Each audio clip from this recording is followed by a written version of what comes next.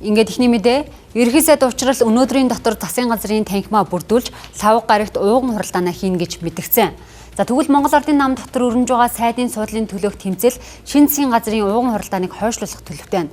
Тодорхойлбол тэргүүн шадар сайдын суудалд зандан шатрыг томилох яриа гарсан ч өмнөх сайд энх баярын хувьд албан тушаалаа өгөх сонирхолгүйгээс гадна маргаан үүссэн гэх мэдээлэл байна. Одоогоор тодорхойлоод байгаа асуудал нь үндсэн жигүүргийн яамдаас бусад яамдад дэд сайд томилохгүй байх шийдвэрт хүрчээ. За Монгол улсын 35 дахь ерөнхий сайд учрлыг эвлэрлийн засгийн газрыг байгуулна хэмээн Монгол Ардын нам тодорхойлоод байгаа билээ. Тиймээс ч ихийг нь эцээхгүй, тугалыг нь тураахгүйгээр танхимаа хэрхэн бүрдүүлэх вэ гэдэг нь түүний толгойн өвчин болчиход байна. За нөгөөтэйгөр албан тушаалаас буусан ерөнхий сайд зандан шатардаж танхимдаа ажиллах урилга явуулсан нь ил болсон.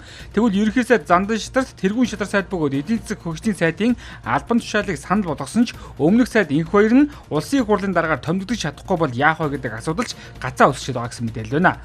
Түүнчлэн засгийн газар хэрэглэх газрын дарга бямц тогтын хувьд улсын их хурлын даргын албан тушаалд харааж хилээж байгаа сураггүй. Иймээс улсын их хурлын даргын томилгоо хэнийг сонгохоос шалтгаалж засгийн газрын сайд нэрийн бүрэлдэхүүн хамаарахаар болчиход байна.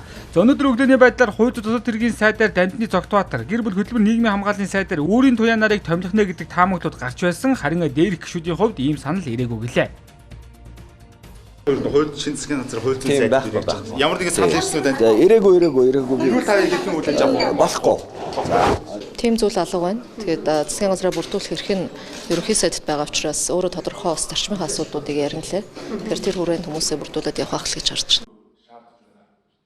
За хууль зүйн төргийн сайдад нэр нь яригдж байгаа дараагийн хүн бол өмнөх сайдсан Мөнхбаатар. Ерөнхийдөө сөргөлдөгч талуудын аль альнийх нь эрх ашгийг хүндэхгүй, дундыг баримтлаад явах хүнийг томилно гэсэн хүлээлттэй байгаа юм байна. Харин удирдах сайд нарт зам тээврийн сайд Дэлгэр сайхан, хүнсүд аж ахуйн хөнгөн үйлдвэрлэлийн сайд Бадан сүрэн, аж үйлдвэр эрдэс баялагын сайд Дамжин Ням, гадаад харилцааны сайд Батцэг нарын нэрс яригдсаар байна. За эрчим хүч болоод босрлын сайд нарын хувьд энх хамгаалан найдлаа нар томилогдох хэсэг нь тодорхойгүй хэвээр байна. За мөн үндэсний эвслийг засгийн газрын бүрэлдэхүүнд орох санал тавьсан гэх мэдээлэл гарсан ч үүнийг Номтой хоёрын зүгээс үгүйсгэсэн. Одоогоор шинэ засгийн газрын бүрэлдэхүүний хувьд үндсэн чигүүргийн яамдаас бусад яамдуудыг дэд сайдгүй ажиллуулна гэдэг мэдээлэл тодорхой болоод байна.